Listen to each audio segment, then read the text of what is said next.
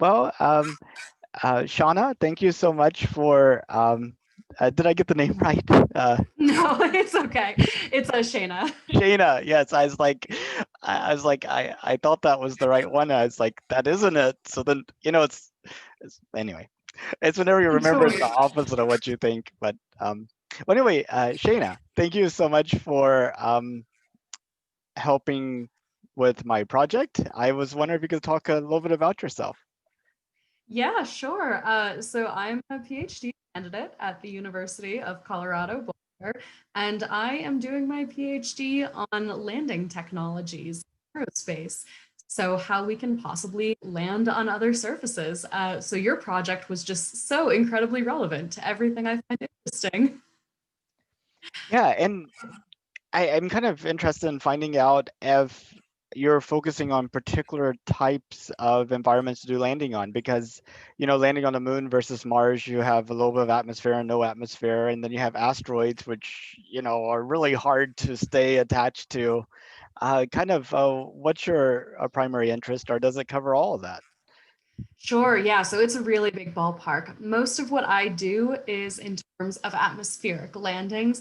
So I do guidance codes and modifications that theoretically could be applied to whatever situations, if the math was just abstract. But part of what I do is my profiles, the atmospheric profiles that I create, which is how you land better by predicting what's ahead of you, that is pretty specific to a Mars like environment or an Earth like environment. Something where there's enough atmosphere where by predicting it out, you can actually improve all of your landing accuracies. Okay, and I guess you mentioned Earth and Mars, very different on the density and gravity standpoint. But how about like Venus? Um, Yeah, so that's not something I've ever done, but I'd love to. PhDs, they tend to be very niche, very specific. And so, for the purposes of what I'm doing, I'm specializing into the Martian environment and atmosphere. It has such an interesting array of its own challenges, dust storms that can last for extremely long periods of time compared to what they do on Earth that just distort the entire landing pattern.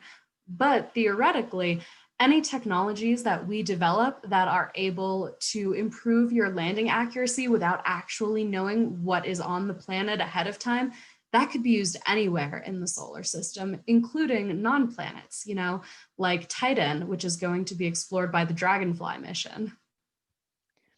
and just coming back to Mars, there's a lot of talk about potentially being able to terraform it, and you could imagine this period of time in which it's having a ever increasingly thickening atmosphere. We hope, maybe warming up and what have you. I mean, have you thought about what it'd be like to kind of adjust the profiles through this period of hopefully rapid change? Oh my goodness, I hadn't even thought about that. You just brought like a whole new PhD into the equation. No, part of what I do is we generate randomness using our coding and our mathematics. We generate this randomness ahead of the spacecraft that we're simulating. And the goal is that no matter what the spacecraft encounters in the variety of what can happen on Mars, it should be able to react, and then using its predictions of what comes next, it can kind of recalibrate for it. So kind of like a self-driving car that looks ahead and sees a car crash happening, it's not going to drive towards the car crash, it's going to react to it. And so that's like kind of where my research floats in. Now, if the atmosphere were changing, I didn't even think about like how that would impact it. If terraforming was happening on Mars, it would be super to see how our landing technology changes. But luckily, since every single landing pattern happens all by itself, as long as the terraforming chunk is complete before the landing profile begins, it should still be able to react to whatever it is. That's awesome. And as you were talking about generating randomness ahead of your simulated spacecraft to kind of figure out how it's going, I was thinking back to some of the work that I sort of do professionally around like Monte Carlo simulations for setting up our support centers, our order processing, where you kind of uh, set up your system, and then you set up a Monte Carlo simulation where maybe you have support cases come in of various sizes and of various frequencies and stuff, and you're looking at how your KPIs change over time. Is it sort of similar to that? Yeah, no, I mean, you nailed it. That's precisely it. I run Monte Carlos, and with a Monte Carlo, it's basically you're just testing the same case over and over again, as you well know. But part of what we do with a Monte Carlo isn't just retesting the same thing to see if it, changes slightly. Part of what you do is you are choosing a variable outside the Monte Carlo normally, and then you are selecting a value of that variable.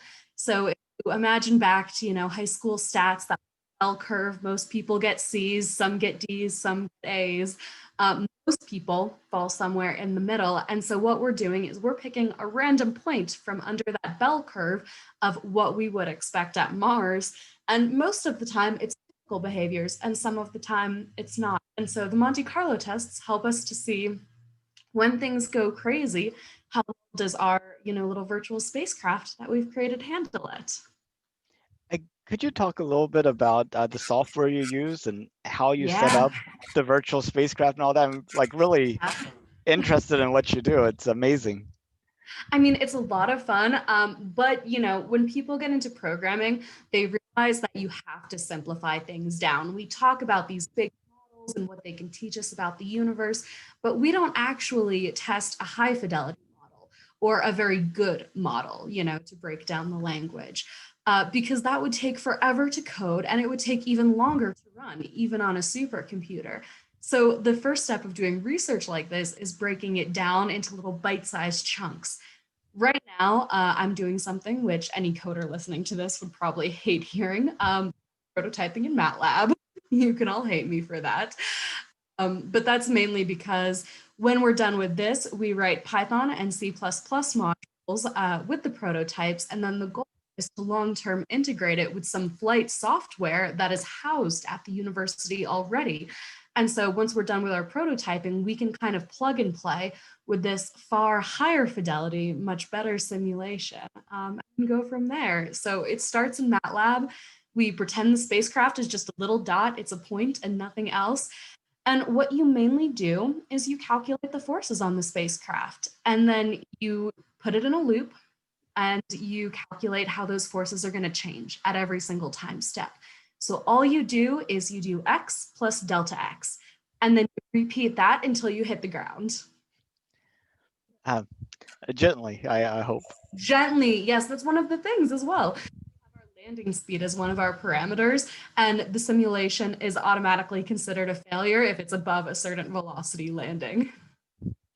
It's pretty neat. So, what Yeah. interests you? I mean, like, how did you get into this? Like, did you consider doing something different, or was this always like your life passion? Oh gosh, no. There are some kids that played with Legos and said they wanted to be an astronaut. I didn't. I played with Legos for the first time at age 22 or 23. So I didn't live that whole life. And I had supportive, parents who were both teachers who homeschooled me. And I did so many things as a kid, but I just never really found space. For a while, I wanted to be like a forensic psychologist. I wanted to be an archaeologist for a little while, a historian, a journalist. I bounced.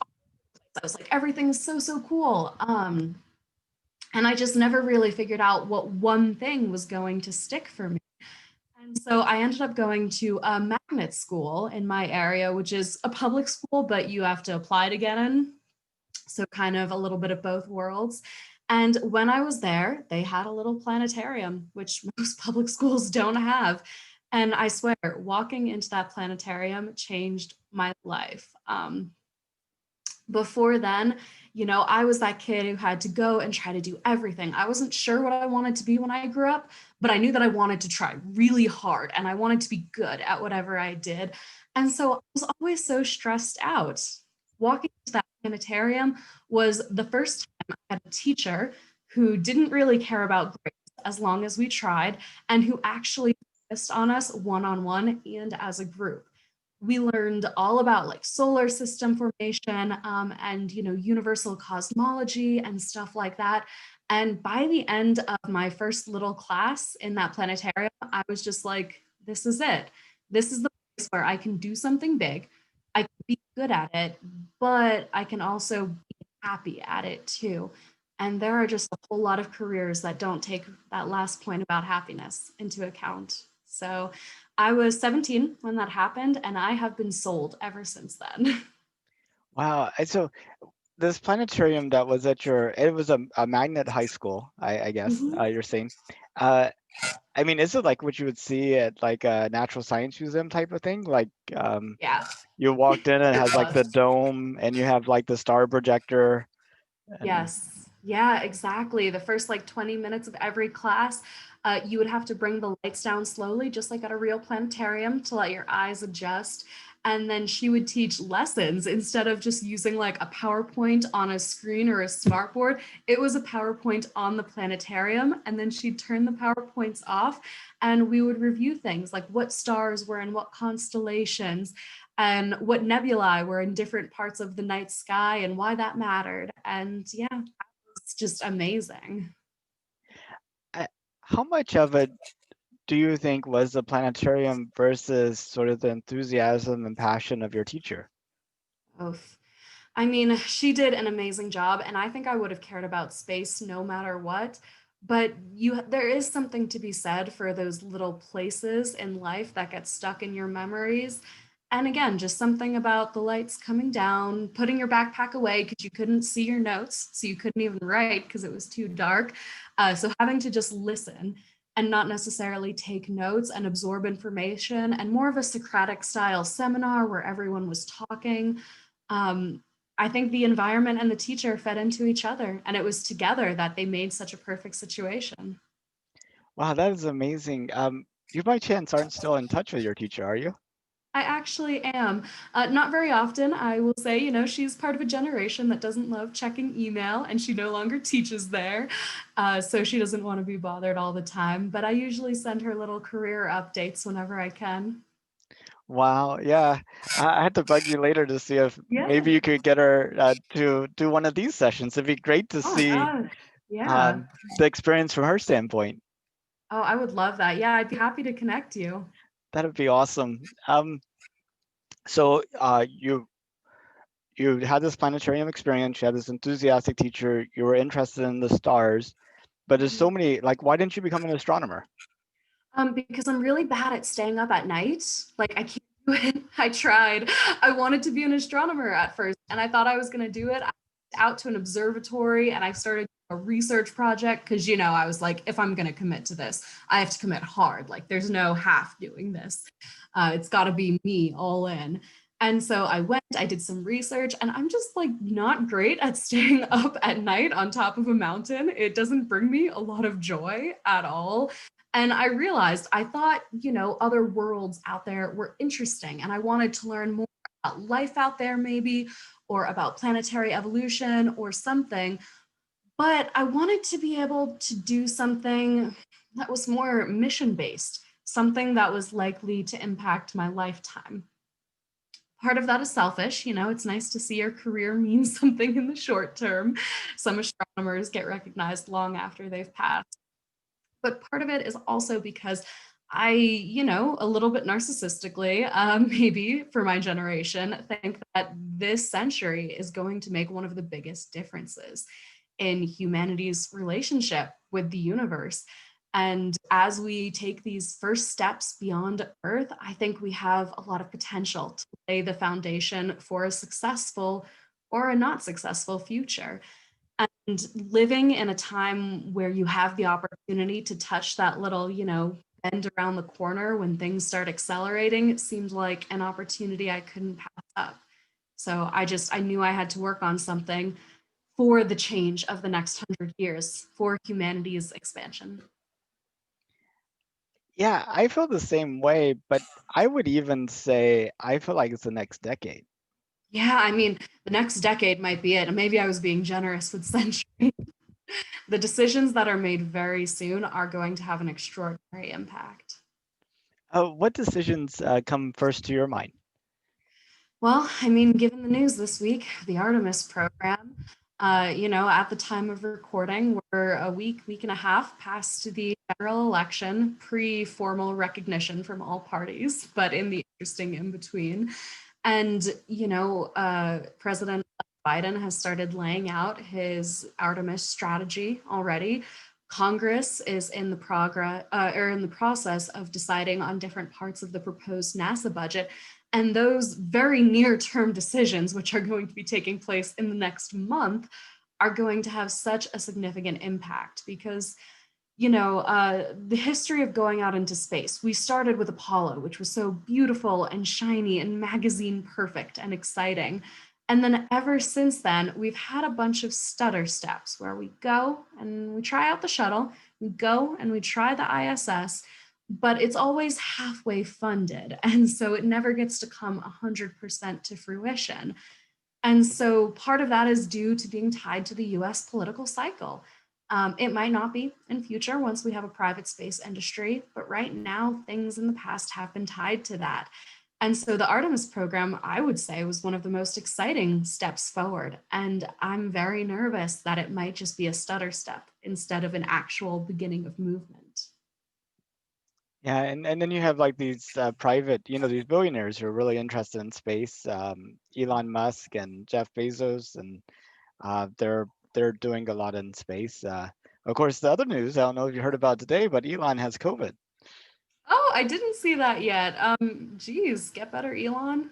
I know. Looks good looking back on it. Yeah. But that's like really scary, and especially like last night, I mean, the SN8, they were testing it, static fire down there in Boca Chica, Texas. So that's Yeah.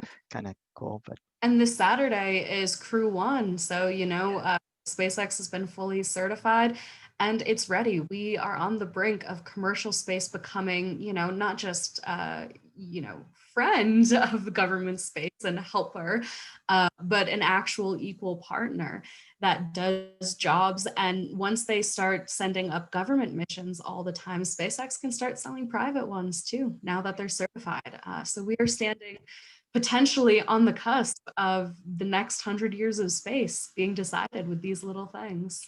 and did you know that they actually have two private customers, Axiom Aerospace, which is flying Tom Cruise and some other people next summer or next fall, and then also Space Adventures. They're going to be reenacting that Gemini flight where it goes to a high orbit. Uh, so Yeah, that's kind of cool. yeah, I'd heard of both of those. It's very exciting. I'm doing my research in Mars landings, but part of the reason that I kind of want to stick around and finish this PhD out is that by the time I graduate, the commercial space industry might be for Mars landings. And that blows my mind that, I could start a job now and work on moon landings, or I can finish this degree in just a few more years, and in that short amount of time the entire frontier of space could be different. That's thrilling. Would you take a flight on SpaceX Dragon? Yeah, absolutely. Yeah, no question there. Taking a ride, definitely. Depending where to, I suppose, is a good caveat. Maybe International Space Station for a week? Definitely. Yeah, I would definitely do stuff like this. This spring, actually, I know I'm on the young end of the spectrum, but I always promised myself that every time an astronaut application was open, that I would apply for the rest of my life, because being an astronaut isn't a career choice, but it's certainly something that is becoming more of a gig you can do. It's like going on sabbatical, where you go and you help NASA for a while. And so I applied for the first time this past spring when they opened up applications. And I was just thinking, would I be flying if in a million years I were to get it? Would I be flying on a NASA vehicle, or would I be on a SpaceX vehicle if I make it forwards in this? And that blows my mind. It's so exciting. And yeah, that is that is amazing. And or even a New Zealand vehicle. I mean, Rocket Labs. Look at them. Where did they come Yeah, I mean, from? there are so many different ones. By then, maybe Blue Origin will tell the world what it's actually working on, and we'll find out what's happening. It could be on anything at that point. So when did you find out about the Artemis mission? Yeah, so it was kind of coming out, I think, spring 2019, if I remember correctly. That's when it was announced. And the first time I really heard of it, like I'd heard people chatting about it, but I was going to this conference called Space Symposium, which takes place in Colorado Springs every year. And that was right around the time Artemis was getting announced in its baby stages. And so Jim Morehard, the deputy director of NASA, was there giving a talk. And as it so fell, he was giving a talk right after I gave a talk at the same place, which freaked me out because, what an act to have to go before. And when I sat down, I was trembling, I'd blacked out from public speaking, basically. I sat back down, had a drink of water, and by the time I remember what was happening, he was introducing their tagline, the first woman and the next man to go to the moon. And I was excited. I was so excited to hear it. I was so skeptical because so many steps forward and backward. And, given the political situation of the US, I was like, is this just another fake attempt? Is it pandering? Like, is it tokenism? What do I feel about the fact that they're, doing all of this? And so it all just hit me really hard that weekend. I was surrounded by other people who love space, and we spent all weekend talking about that announcement and what it might mean for the future of human spaceflight. What was your speech on? Yeah, so I was giving a talk on a fellowship that I'm a part of. So each of a few major fellowships was giving a talk. It's become a way to pipeline young adults the aerospace industry who might not have already had the connections to make it. So the first one to be made was the Brooke Owens Fellowship. The second one was the Matthew Isakowitz Fellowship. And the third one, which just was started a few weeks ago and whose applications are coming up, maybe already passed, maybe shortly from now, is the Patty Gray Smith Fellowship. And each one is an attempt at diversity and ethical leadership in spaceflight. Like, how do you combine all these multidisciplinary fields and look towards the future? And each one has their own goal. Brooke Owens is based around women and non-binary and gender minorities. The Matthew Isakowitz is based around commercial space, graduate students mainly. And then the Patty Gray Smith is for, I'm not actually sure how far they include. It's mainly focused at Black students and maybe some other groups that are related as well. I'm not sure if they include Caribbean or anything else, but some version of that. And so my fellowship, the Isakowitz Fellowship, since they knew I was going to that conference, they asked me to give a talk on what kind of a difference it made in my life and where I'd been since the fellowship and what the experience was like. And so it was an amazing talk because even though I don't really remember it, I got to talk about a group of people who have made such a big difference in my life. And I just got to vent about how happy they made me. So that was wonderful. That is awesome. Yeah, we have a North Houston Space Society chapter that I'm a part of, and we've had a representative from the Matthew Isakowitz Fellowship come and speak to our group, so that was neat. Yes. And we try to encourage young people to go into aerospace and try to maybe feed them into fellowships like this as Yeah. best we can. So that's It's important. important, sometimes the pipeline just isn't there. No one talked to me about space when I was a kid, and I found it very accidentally along the way. I was really close to a poli-sci major, which would have been a very different life. And I just think it's so important to show kids that space isn't rocket science. People think space and they think rocket science, and 99.9% of us in the space industry don't do rocket science. We do every kind of science. We do coding and geology, and some of us are artists and graphic designers. It's definitely a big part of my passion in this industry to show people that space isn't a job. There's no one job that defines space anymore. We're not just test pilots. Space is absolutely anyone who has an idea for the future. And it's just so important to let people know that they have a place in this industry when they're young so that they don't grow up thinking, oh, I could never do that, because they all can. Yeah, that's very true. I mean, astronaut's no longer a job. It's now an attribute to many jobs. You need a Yeah, exactly.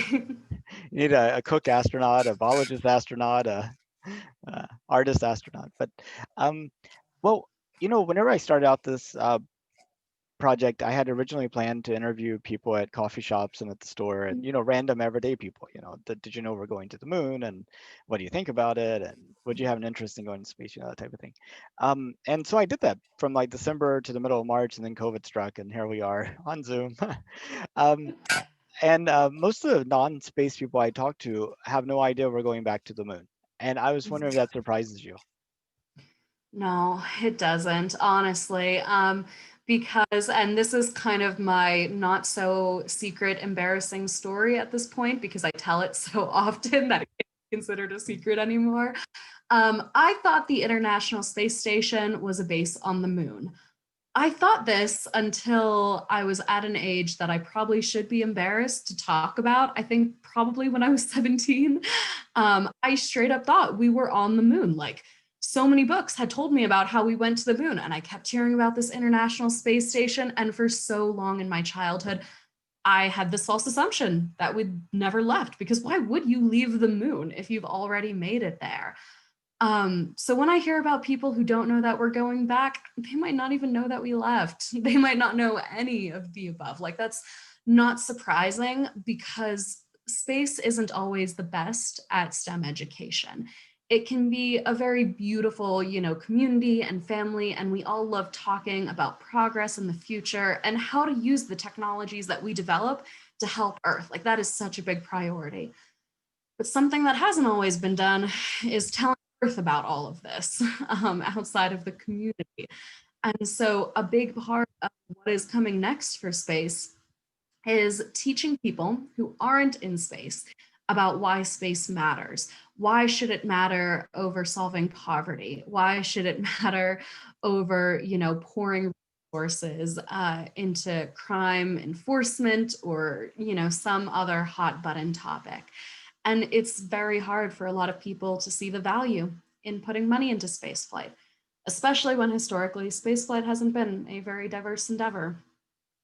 And part of what is going to make the next step, whether that step is Artemis or something else, only the future can tell, but it will be different this time if people are invested in space for the long run, if they're not just doing it for the launches and the landings, the big flashy moments. If we manage to show them the amazing technologies of the day-to-day life of people who work in space, I think that the space endeavor will last a much longer time. And I think if we fail to educate and inform the public about what's going on and why it matters and what it even has to do with them in their normal life, then I think we are going to have at least a few more stutter steps on our way to the stars. So what does that case look like? I mean, like, how does that happen? What should everybody know? Yeah, what should people know? I mean, I want them to know everything because it's so exciting, but they don't want to know everything because it's a lot of information and it takes a lot of time. I think having active science communicators is a really important thing. So part of my vision is just these communicators who make space a more normal thing, just like, oh yeah, I do this in space.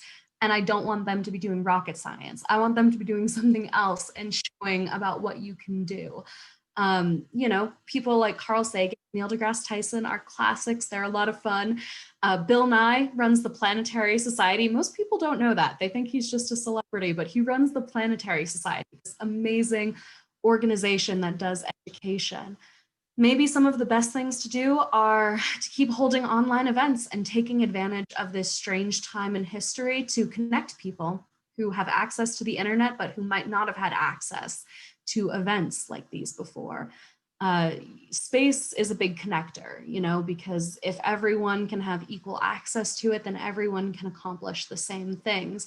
And so maybe there can be a little bit of a symbiotic relationship with the internet. Space creates the internet and helps people to stay connected, but maybe in turn, things like our connections through social media and the internet can ultimately help us to show why space matters and the variety of jobs that are going to be out there in that industry soon. Just regular jobs that you can get if you need to make rent. I know. I look at SpaceX, Blue Origin, Astrobotics, NanoRacks, Intuitive Machines, Boeing, Lockheed Martin. They all have like so many listings for all sorts of stuff. I mean, SpaceX even has listings for cook and barista and things like this, So I almost think that may be a neat job. We get to talk to the engineers while they're getting Yeah, their. right? I mean, I know that if I were just looking to, if I were a student and I was going to make some money over the summer, I'd much rather be a barista at SpaceX than anywhere else. Those poor people need coffee, so I'll give them that help. Exactly. Um, but I mean, you pointed out.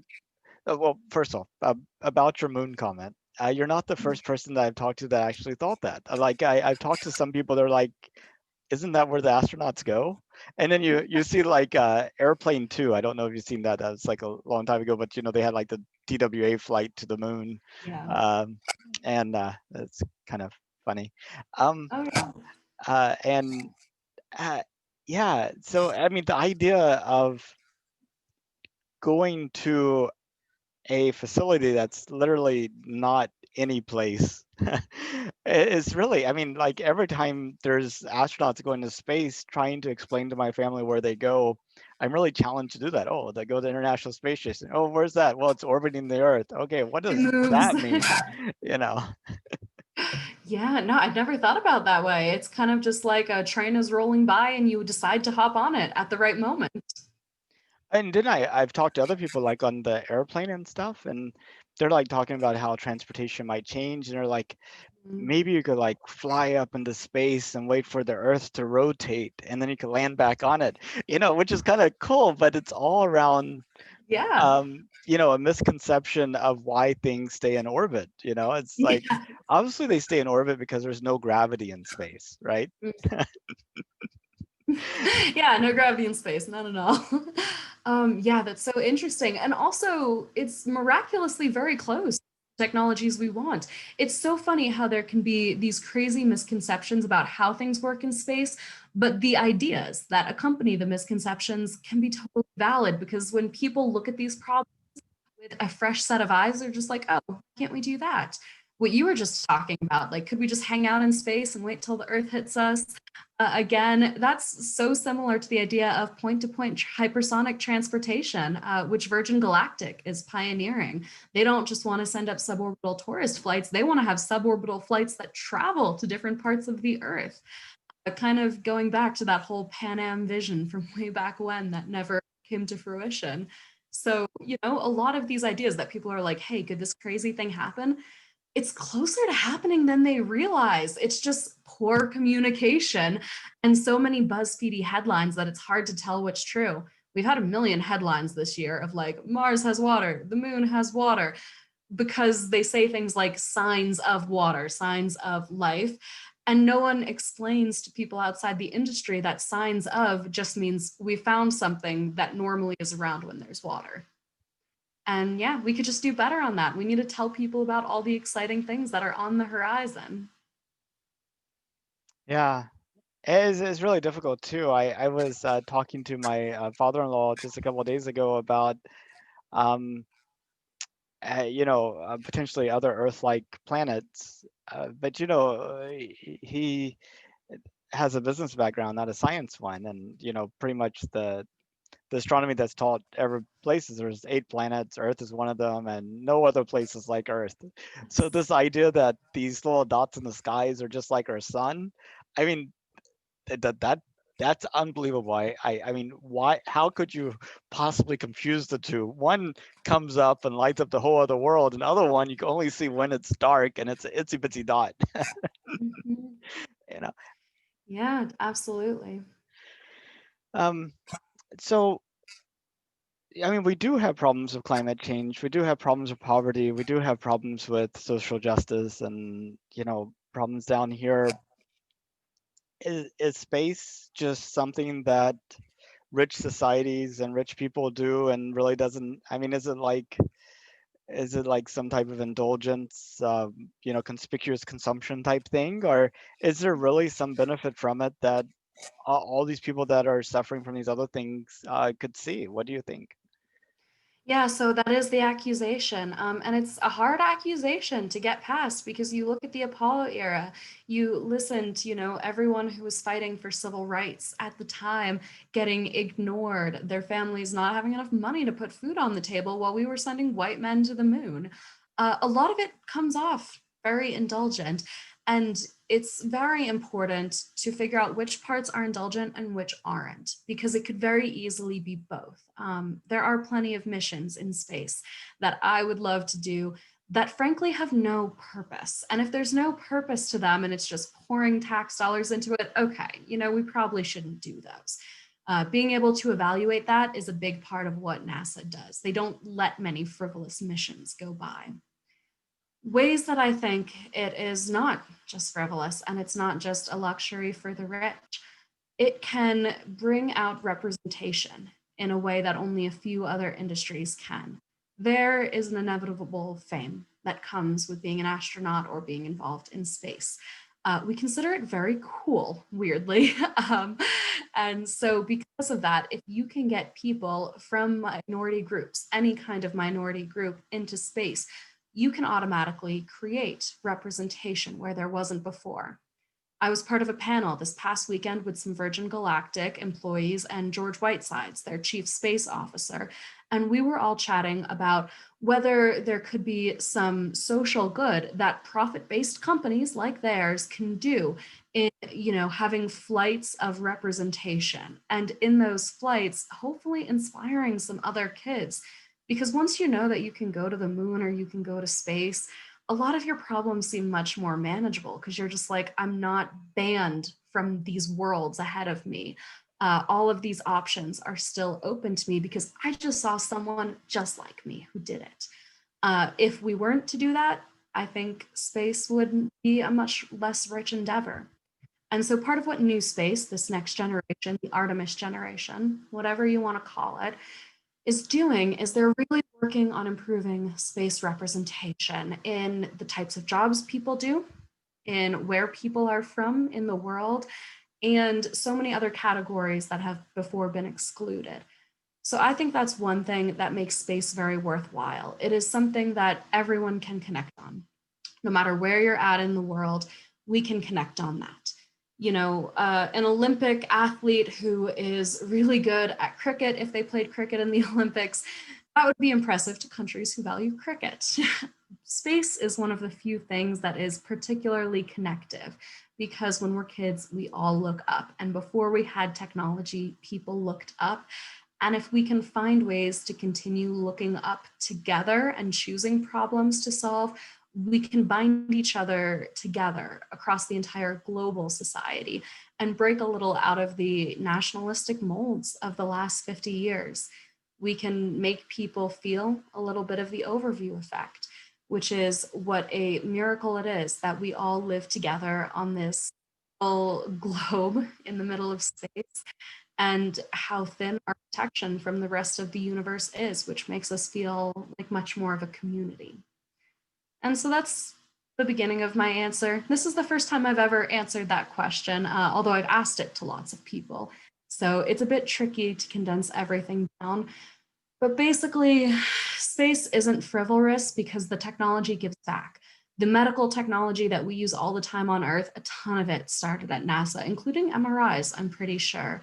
So many of the things we learn about particles in space that we can only learn about in space because of the microgravity environment. Well, that just means that we can learn more about what those particles can do for electronics on Earth. A lot of our modern life is due to explorations that we've done in space and what we've learned from it. And so, in addition to giving specific technologies back and looking back at our planet and thinking how to protect it, I think it also will just be a long-term binding force where as people begin to look forward, they'll start to think of it as not us and them, but they'll start to think of it as humans looking at space. And that mindset, although it can't be quantified how valuable it is, I believe to be immeasurably so.